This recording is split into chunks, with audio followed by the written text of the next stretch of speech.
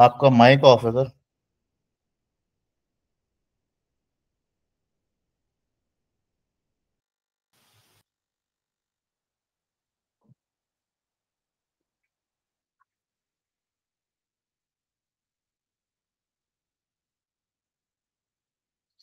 Okay, तो देखो पहले तो हमने ये बोला था कि एग्जैक्टली टाइप्स ऑफ बॉन्ड्स पे ये जो होता है मतलब single covalent bond, double covalent bond and triple covalent bond. Okay, अब ये अपना फ्रेश पॉइंट है, दैट्स अ फॉर्मल चार्ज। क्या? Formal charge.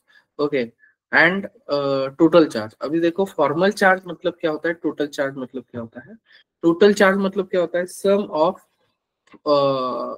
फॉर्मल चार्ज, मतलब जितने भी एटम्स है या उस मॉलिक्यूल में उनके सबके सम का सबके फॉर्मल चार्ज का अगर हम सम करेंगे तो वो हमें मिलता है टोटल चार्ज। वही अगर फॉर्मल चार्ज अगर ले लेते हैं तो फॉर्मल चार्ज मतलब क्या होता है, बेसिकली एक एटम का, उस मॉलिक्यूल में एक एटम का चार्ज कितना है उसको हम फॉर्मल चार्ज बोलते हैं।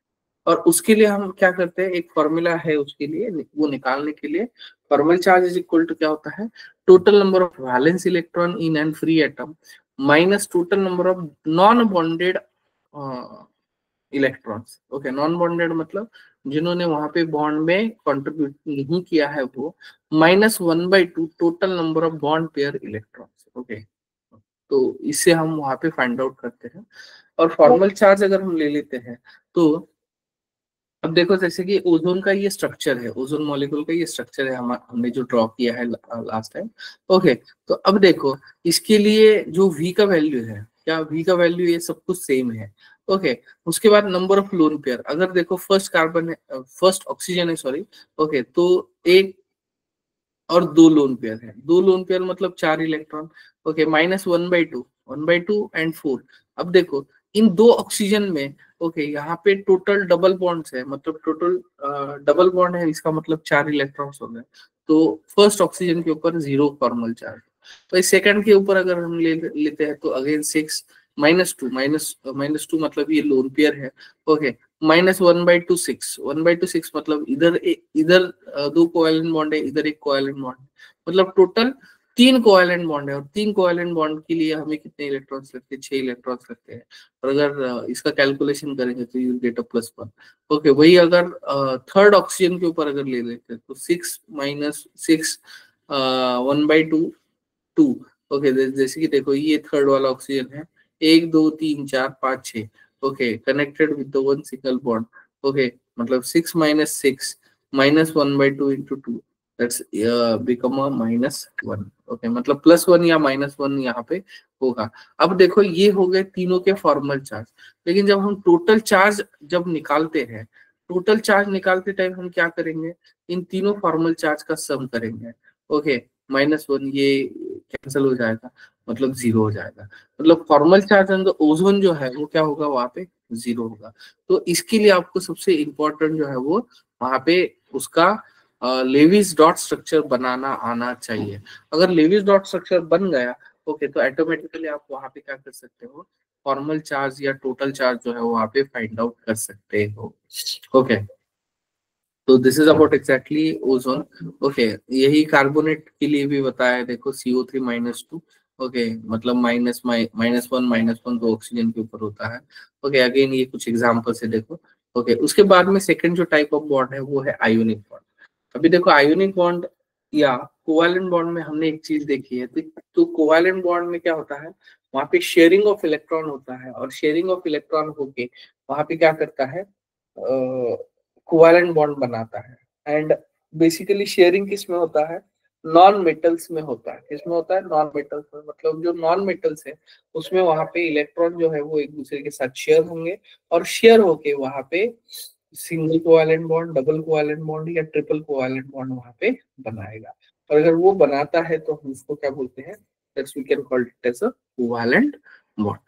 ओके, वही अगर आयोनिक बॉन्ड लेते हैं तो यहाँ पे ट्रांसफर ऑफ इलेक्ट्रॉन होता है, और ये जो transfer of electron from one atom to another atom. Okay, या इसको हम लॉस एंड गेन भी बोलते हैं, क्या बोलते हैं, लॉस एंड गेन भी बोलते हैं। तो जैसे फॉर एग्जांपल अभी देखो यहाँ पे एक पिक्चर बताया, देखो। ओके, Na का जो इलेक्ट्रॉन है वो किसने कौन लेके गया, ओके, या किसको लॉस कर दिया, Na ने फ्लोरीन को लॉस कर दिया, तो उसकी वजह से उसका ऑक्टेट भी कंप्लीट हो जाता है, मतलब Na का भी ऑक्टेट कंप्लीट हो गया एंड फ्लोरीन का भी ऑक्टेट कंप्लीट हो गया। लेकिन जो पहले न्यूट्रल थे उनके ऊपर कैटायन और एनायन का चार्ज आता है, क्या कैटायन या एनायन का चार्ज आता है, तो इसको हम क्या बोलते हैं, we can call it as ionic bond. Okay, क्या क्या क्या बोलेंगे इसको, आयोनिक बॉन्ड बोलेंगे।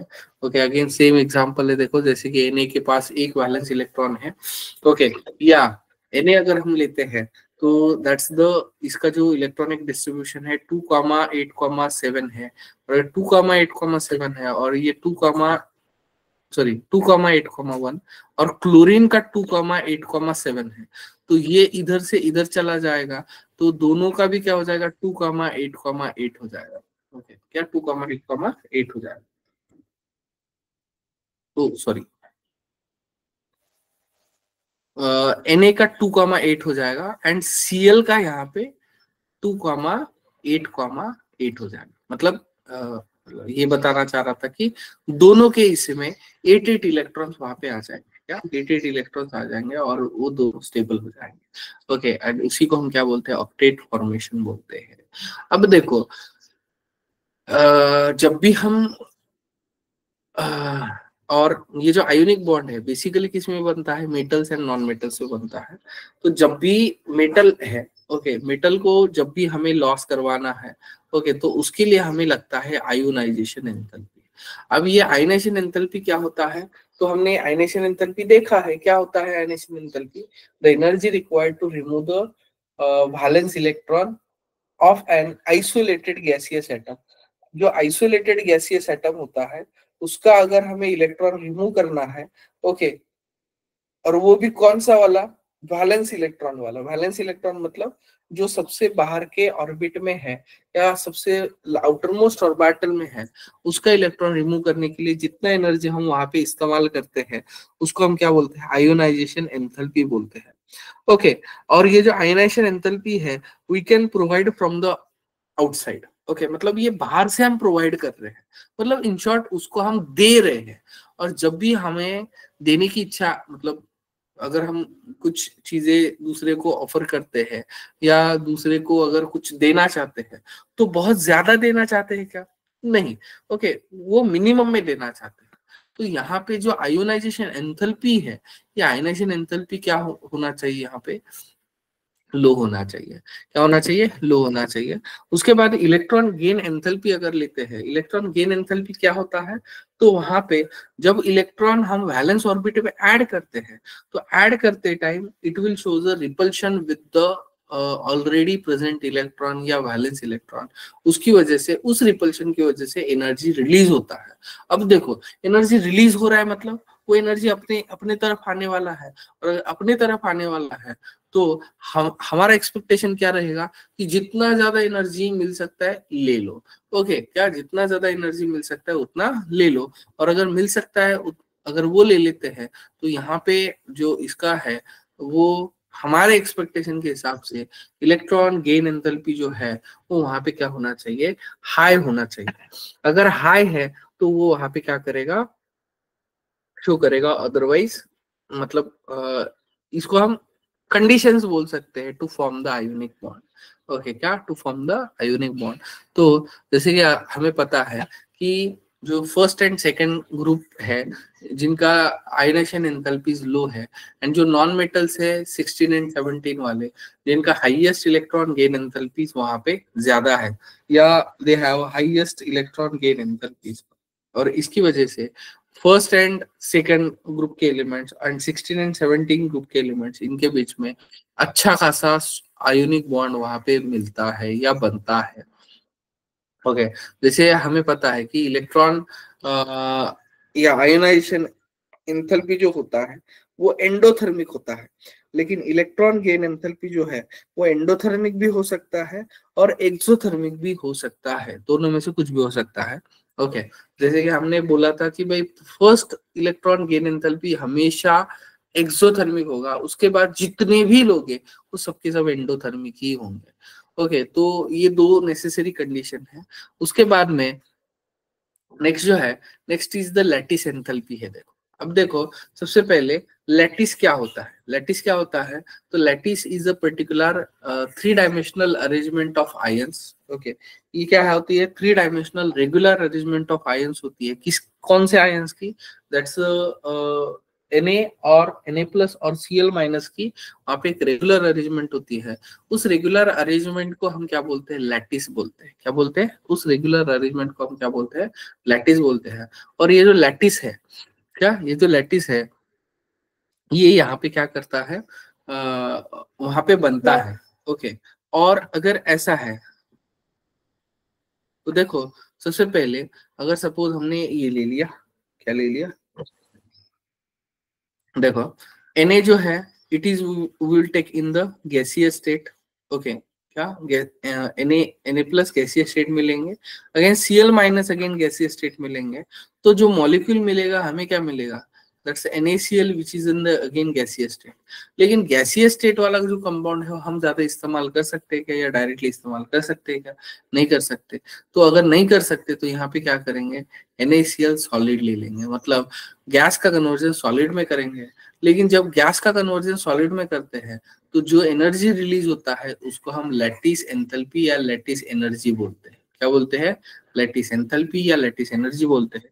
और ये जो लैटिस एंथैल्पी या लैटिस एनर्जी है, इसकी वजह से वहां पे, अब देखो ये भी लैटिस एंथैल्पी या लैटिस एनर्जी जो है वो क्या होना चाहिए, हाई होना चाहिए। क्या होना चाहिए, हाई होना चाहिए। और अगर ऐसा है तो अगेन प्रॉपर्टीज अगर हम देखते हैं, मतलब देखो यहाँ पे 3 कंडीशंस है।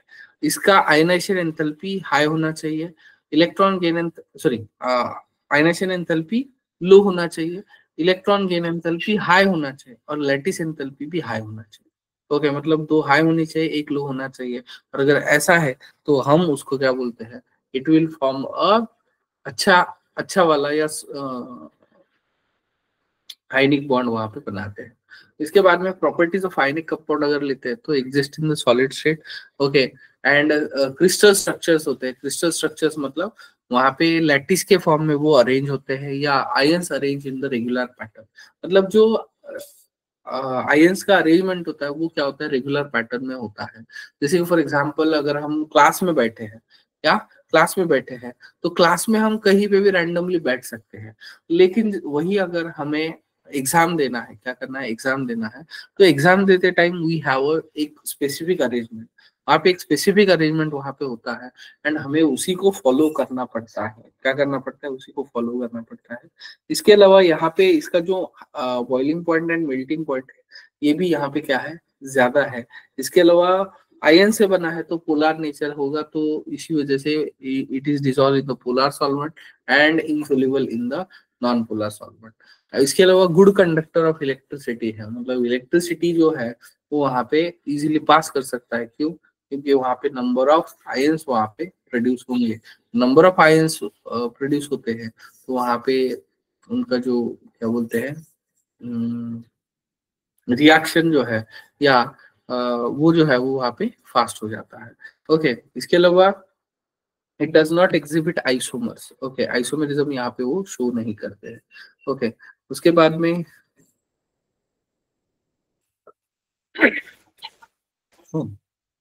ओके, जो जो हमने डिस्कस किया था वही है, देखो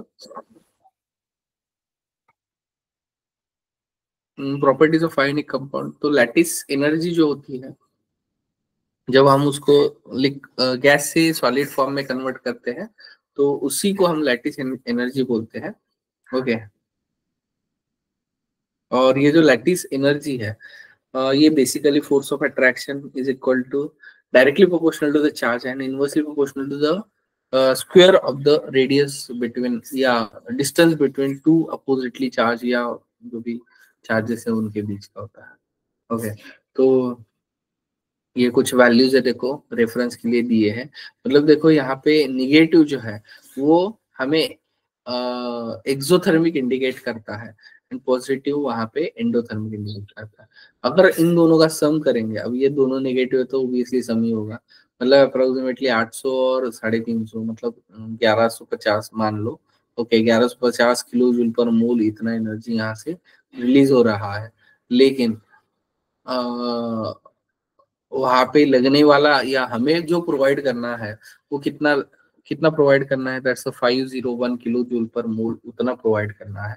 तो ऑब्वियसली इन दोनों के कंपैरिजन में ये बहुत कम है, और अगर कम है तो वो हम वहां पे मतलब हमें अलग से प्रोवाइड करने की जरूरत नहीं है। ओके।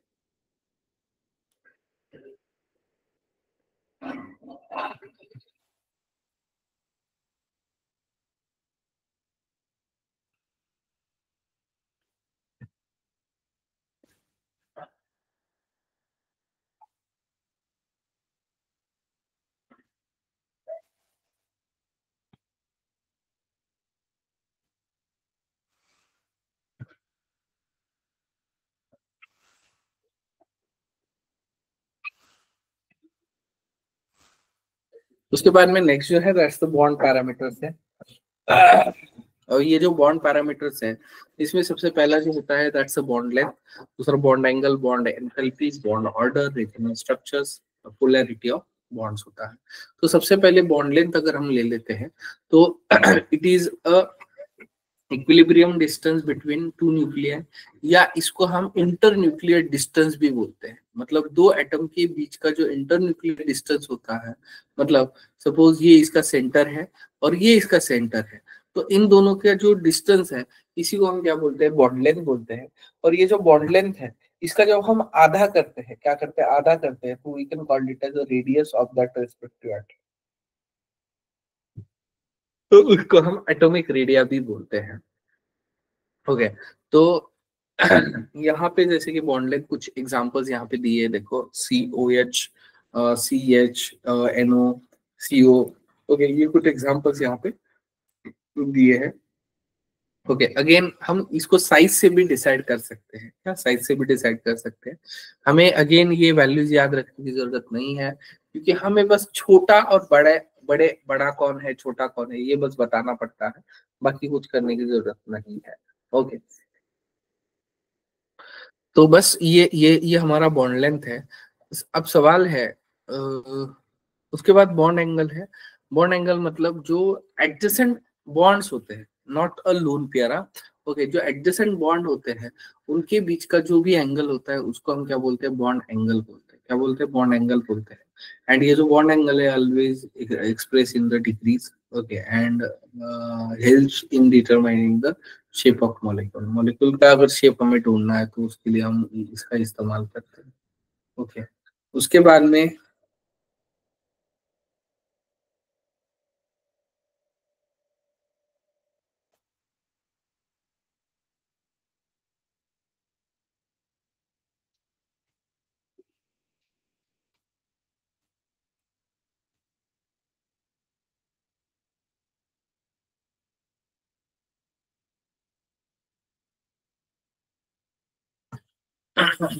बॉन्ड एंथैल्पी, एंथैल्पी या बॉन्ड एनर्जी मतलब क्या होता है।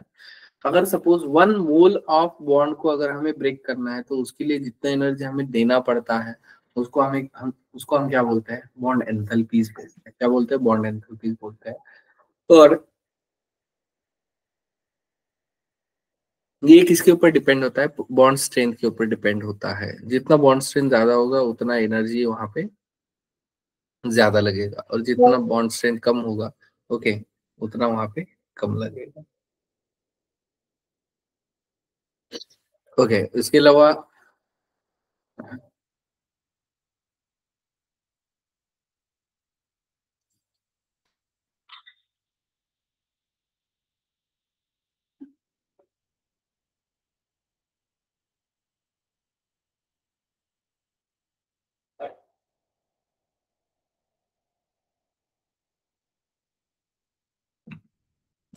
ओके, जैसे कि अगर H+ एंड OH माइनस अगर ले लेते तो डेल्टा H, और delta H is equal to 502 kilo joule per mole होता है। OH minus and half H2 and plus O2 half O2 यहाँ पे जब हम लेते हैं। ओके, मतलब अगेन यहाँ पे ब्रेकिंग कर रहे हैं।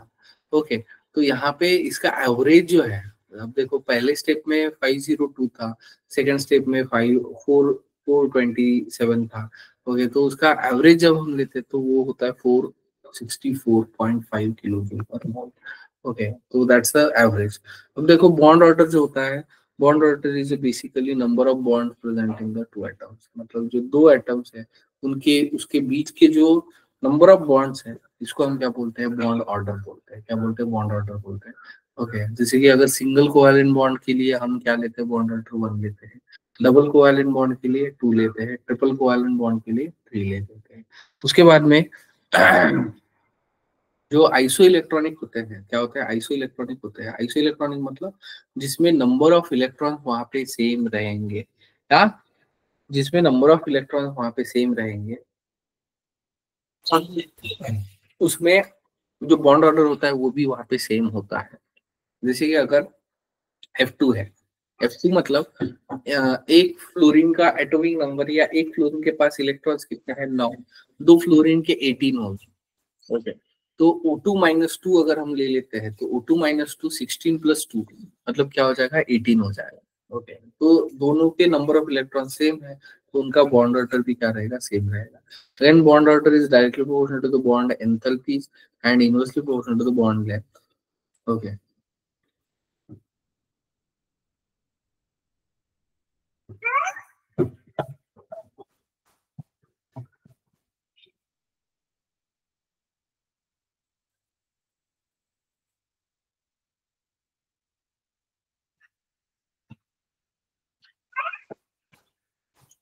Okay. उसके बाद रेजोनेंस स्ट्रक्चर देखो। अब ये रेजोनेंस स्ट्रक्चर क्या होता है, रेजोनेंस स्ट्रक्चर्स एग्जैक्टली क्या होते हैं, देखो एक लेवी स्ट्रक्चर्स कभी भी पूरी की पूरी इंफॉर्मेशन हमें नहीं देता है। क्या, एक लेवी स्ट्रक्चर्स हमें पूरी की पूरी इंफॉर्मेशन नहीं देता है लेकिन अगर हम अलग अलग लेवी स्ट्रक्चर्स बनाएंगे, ओके मतलब अरेंजमेंट जो है वो वहां पे अलग अलग करेंगे, तो we will get all informations of that respective molecule. Okay, मतलब जैसे कि हमारा घर है, ओके घर में सबके घर में सामान एक जैसा ही है, मतलब सबके घर में कॉमन चीजें हैं, लेकिन सबका अरेंजमेंट अलग अलग होता है, उसकी वजह से उसका अपीयरेंस भी अलग अलग होता है। तो ये जो है वैसे ही रेजोनेंस स्ट्रक्चर में होता है। मतलब अगर कोई मॉलिक्यूल है, जैसे फॉर एग्जांपल ओजोन है हमारा, ओके पहला मॉलिक्यूल सेकंड मॉलिक्यूल, ओके ये इसके रेजोनेटिंग स्ट्रक्चर्स है, या रेजोनेटिंग स्ट्रक्चर्स है। और ये जो रेजोनेटिंग स्ट्रक्चर्स है, ये यहाँ पे इनके लिए दो कंडीशंस होते हैं। दो कंडीशंस क्या क्या होते हैं, एक तो सबसे पहले मॉलिक्यूल क्या होना चाहिए, अनसैचुरेटेड होना चाहिए। अगर मॉलिक्यूल अनसैचुरेटेड है तो ही रेजोनेंस शो करेगा, अदरवाइज वो नहीं शो करेगा। ओके, क्या शो नहीं करेगा। अब अनसैचुरेटेड मतलब क्या होता है, जिसमें double oblique triple covalent bond होता है। और अगर double oblique triple covalent bond अगर वहां पर होगा तो हम उसको क्या बोलते हैं, अनसैचुरेटेड बोलते हैं। ओके, उसके बाद में सेकंड चीज जो है दैट्स अ कॉन्जुगेशन है। अब कॉन्जुगेशन मतलब क्या होता है, यहाँ पे एक तो अल्टरनेट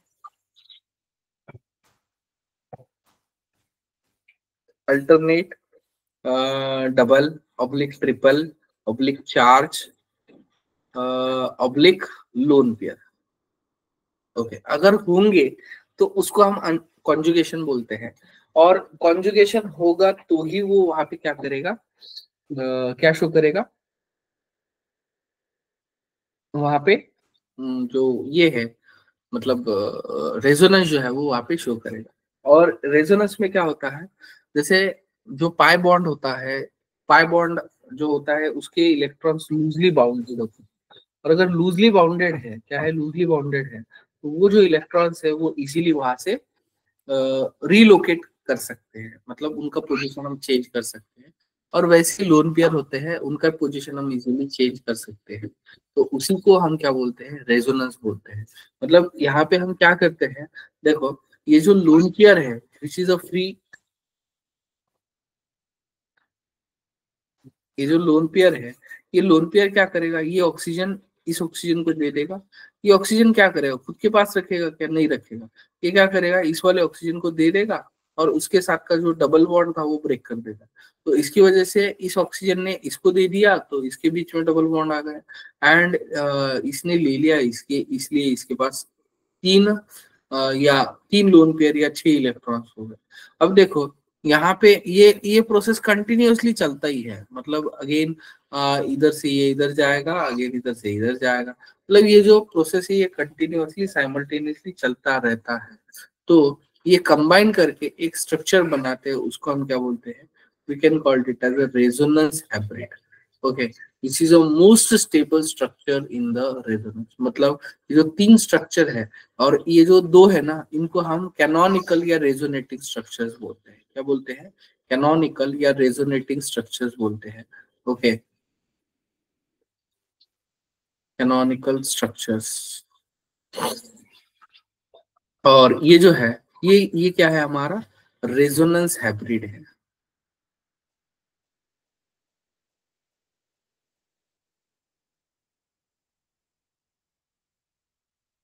क्या है? रेजोनेंस हाइब्रिड है। उसके बाद में अगेन जितना रेजोनेंस ज्यादा होगा उसमें उतना स्टेबिलिटी ज्यादा होगा, मतलब रेजोनेंस की वजह से वहां पे ज्यादा से ज्यादा वो स्टेबिलिटी शो करेगा। उसके बाद में ये बाकी चीजें तो देखो, अगेन CO3 के लिए रेजोनेटिंग स्ट्रक्चर्स दिया है। ओके, अब देखो और एक यहाँ पे बॉन्ड ऑर्डर फाइंड आउट किया जाता है। क्या बॉन्ड ऑर्डर फाइंड आउट किया जाता है? अब ये जो बॉन्ड ऑर्डर है, ओके, तो इसके रेजोनेटिंग स्ट्रक्चर्स कितने हैं? 3 है। ओके, मतलब अगर मुझे बॉन्ड ऑर्डर फाइंड आउट करना है किसी भी रेजोनेटिंग स्ट्रक्चर का, तो उसके लिए एक फॉर्मूला लेते हैं हम।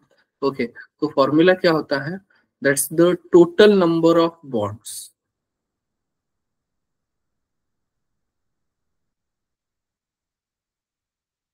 divided by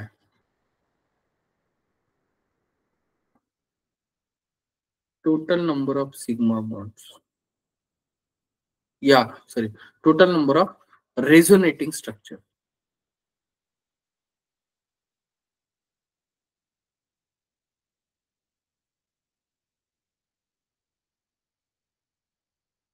अब देखो, अगर इन तीनों में से कोई भी उठाओ तो टोटल नंबर ऑफ बॉन्ड्स कितने हैं? 4 है। ओके, एक, एक, दो, तीन एंड चार, divided by total number of resonating structures. Canoe जितने कैनोनिकल स्ट्रक्चर्स है सबको काउंट करें तो कितने? 3 है। तो 4/3, मतलब ये कितना आ जाएगा? 1.33। क्या? 1.33। ओके, ये किसका यूनिट होगा?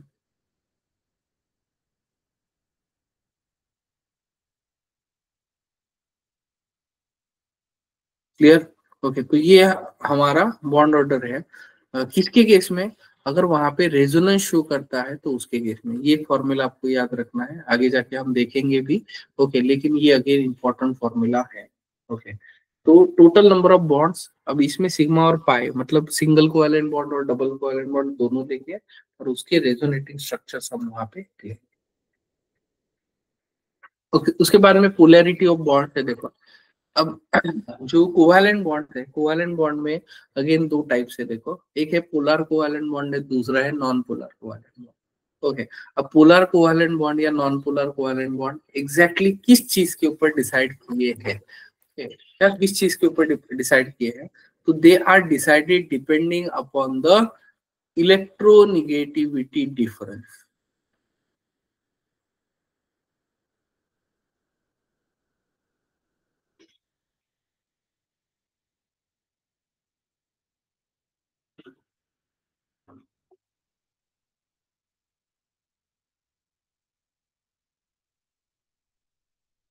जितना इलेक्ट्रोनेगेटिविटी डिफरेंस ज्यादा होगा, मतलब जैसे कि फॉर एग्जांपल H2 ले लिया, O2 ले लिया, Cl2 ले लिया, N2 ले लिया, F2 ले लिया। ओके, अब इनका इलेक्ट्रोनेगेटिविटी डिफरेंस क्या है?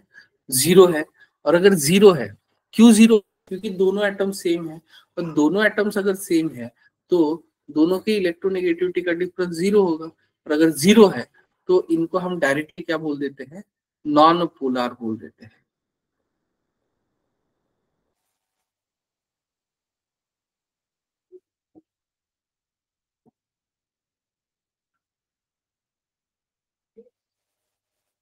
क्लियर? ओके, वही अगर पोलर अगर ले लेते हैं तो उनमें अगर डिफरेंस अगर होगा, क्या होगा, डिफरेंस अगर होगा तो वहां पे क्या होता है, जैसे कि फॉर एग्जांपल हमने HF ले लिया, तो हमें पता है पूरे पीरियोडिक टेबल में फ्लोरीन का इलेक्ट्रोनेगेटिविटी 4 है, हाइड्रोजन का इलेक्ट्रोनेगेटिविटी 2.1 है। ओके, तो 2.1 एंड 4 इसमें अगर डिफरेंस लेते हैं, मतलब डेल्टा EN अगर हम लेंगे, ओके, तो ये कितना होगा, 1.9 के आसपास होगा, क्या 1.9 के आसपास होगा या 1.9 ही होगा। तो यहाँ पे डिफरेंस है, इसका मतलब जो मोर इलेक्ट्रोनेगेटिव है उसके ऊपर पार्शियल नेगेटिव चार्ज आएगा। क्यों? क्योंकि यहाँ पे इलेक्ट्रोनेगेटिविटी मतलब क्या है, that's a tendency to attract the shared electron pair. Okay, जो शेयर्ड इलेक्ट्रॉन्स है उसको अट्रैक्ट करने की जो एबिलिटी है उसको हम इलेक्ट्रोनेगेटिविटी बोलते हैं। और फ्लोरीन का इलेक्ट्रोनेगेटिविटी वहां पे क्या है, ज्यादा है। और अगर फ्लोरीन का इलेक्ट्रोनेगेटिविटी वहां पे ज्यादा है तो वो ज्यादा से ज्यादा इलेक्ट्रॉन अट्रैक्ट करेगा। और अगर ज्यादा से ज्यादा इलेक्ट्रॉन अट्रैक्ट करता है तो उसके ऊपर पार्शियल नेगेटिव एंड इसके ऊपर पार्शियल पॉजिटिव चार्ज आएगा। ओके, और partial positive and partial negative ये क्या है, हमारे चार्जेस है। और अगर ये चार्जेस है, क्या है ये, अगर चार्जेस है, ओके, तो इसको हम क्या कंसिडर करते हैं, दो चार्जेस कंसिडर करके, ओके, इनको हम डाइपोल बोलते हैं। और जो डाइपोल होता है इसमें जो मोमेंट्स होते हैं इनको हम क्या बोलते हैं, डाइपोल मोमेंट बोलते हैं। और जैसे कि फॉर एग्जांपल डाइपोल मोमेंट अगर हम लेते हैं तो E/D, मतलब चार्ज इंटू डिस्टेंस अब हम लेते हैं। एंड चार्ज जो है, चार्ज का यूनिट क्या होता है, कूलोम। एंड डिस्टेंस का यूनिट क्या लेंगे हम, मीटर लेंगे, सेंटीमीटर या मिलीमीटर, कुछ भी ले सकते हैं, लेकिन SI यूनिट के हिसाब से हम मीटर ले लेते हैं। तो जो डाइपोल मोमेंट है बेसिकली हम डिबाई में रिप्रेजेंट करते हैं। And one debye is equal to क्या होता है, 3.33 इंटू 10⁻³ कूलोम इंटू मीटर होता है, क्या होता है, कूलोम इंटू मीटर होता है। And dipole moment is a vector quantity है donated by a small arrow with the tail on the positive center and head pointing towards the negative। मतलब ये जो मैंने बोला था कि भाई ये जो एरो है ना, ये एरो मोर इलेक्ट्रोनेगेटिव की तरफ होता है, और ये किसके तरफ होता है, ये हेड है, और ये क्या है, टेल है। और ये किसकी तरफ होगा, लेस इलेक्ट्रोनेगेटिव एलिमेंट की तरफ होगा। एंड इसी की वजह से partial positive and partial negative charge आने की वजह से यहाँ पे हम उसको क्या बोलते हैं, it has a dipole moment. क्या यहाँ पे क्या होता है, डाइपोल मोमेंट होता है। ओके, अब देखो अगर पॉलीएटॉमिक मॉलिक्यूल्स अगर हम ले लेते हैं, ओके, तो उसके लिए हमें उसका स्ट्रक्चर पता होना चाहिए, क्या होना चाहिए, पता होना चाहिए। जैसे कि अगर हम H2O लेते हैं तो H2O में, ओके, या ये जो डाइपोल मोमेंट है it is a vector quantity, क्या वेक्टर क्वांटिटी है। और अगर वेक्टर क्वांटिटी है तो वेक्टर क्वांटिटीज में हम क्या करते हैं, जो सेम डायरेक्शन वाले वेक्टर्स हैं उनको हम क्या कर देते हैं, कंबाइन कर देते हैं। कंबाइन करके वहां पे एक रिजल्टिंग डाइपोल मोमेंट बनाएंगे या रिजल्टिंग वेक्टर बनाएंगे। ओके, जैसे कि फॉर एग्जांपल सबसे पहला एग्जांपल हम लेते हैं H2O का। और अगर H2O लेते हैं तो H2O में अगेन यहाँ पे हमें पता है कि H2O में जो ऑक्सीजन है, ऑक्सीजन कंटेन्स 2 हाइड्रोजन। ओके, मतलब 2 हाइड्रोजन अटैच है, उसके साथ साथ इस ऑक्सीजन के ऊपर एक लोन पेयर है। अब आप बोलोगे सर ये लोन पेयर कैसे पता चला, तो ये लोन पेयर कैसे पता चलता है, when we can draw the Lewis dot structure. Lewis dot structure जब हम ड्रॉ करेंगे तो अब हमें क्या पता चलेगा, उसके उसके पास लोन पेयर कितने हैं, बॉन्ड पेयर कितने हैं, ये वहां पे पता चलेगा। और ये जो लोन पेयर है, क्या ये जो लोन पेयर है ये यहाँ पे क्या इंडिकेट करेगा कि यहाँ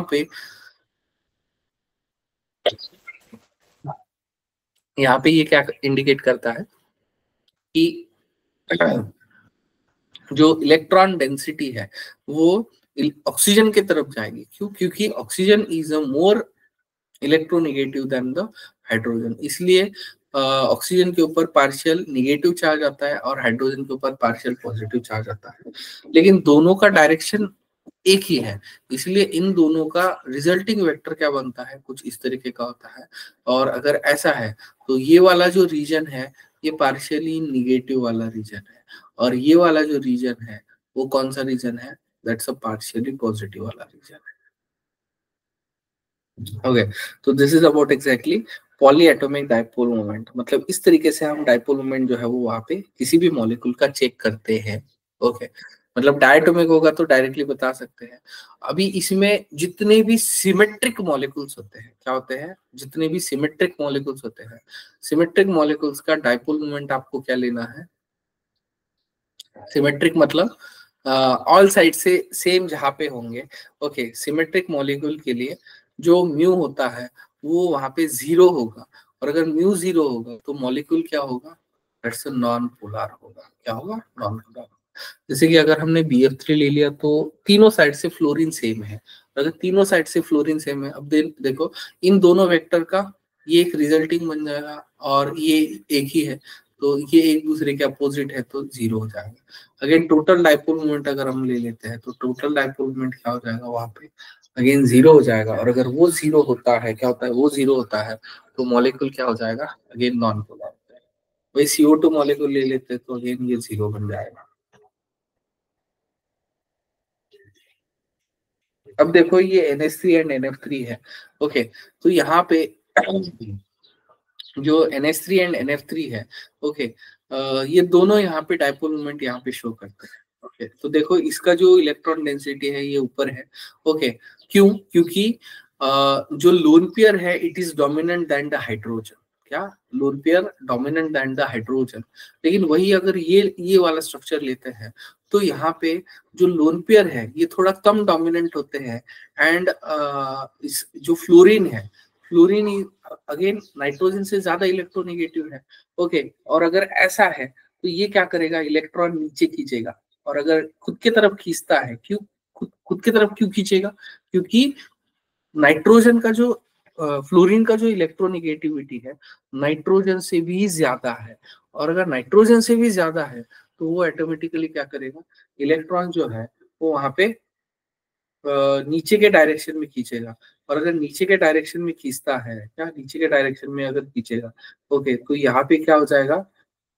ये जो है यहाँ पे क्या हो जाएगा? It will shows a electron density bottom में शो करेगा, मतलब पार्शियल निगेटिव चार्ज वहां पे निगेटिव आ जाएगा एंड पार्शियल पॉजिटिव चार्ज ऊपर आ जाएगा, मतलब वहां पे इस तरीके से वो डाइपोल मोमेंट शो करेगा। Okay. तो जैसे कि NH3 NF3 कंसेप्चुअल अगेन, मतलब जितने सिमेट्रिक मॉलिक्यूल्स है आपको उनको क्या लेना है? डाइपोल मोमेंट 0 लेना है। उसके बाद फजन्स रूल्स है, that will discuss in the next. Okay, वो बाकी जो है वो हम नेक्स्ट इसमें डिस्कस करेंगे। Okay, so this is about exactly today's. Okay, remain we will discuss in the tomorrow.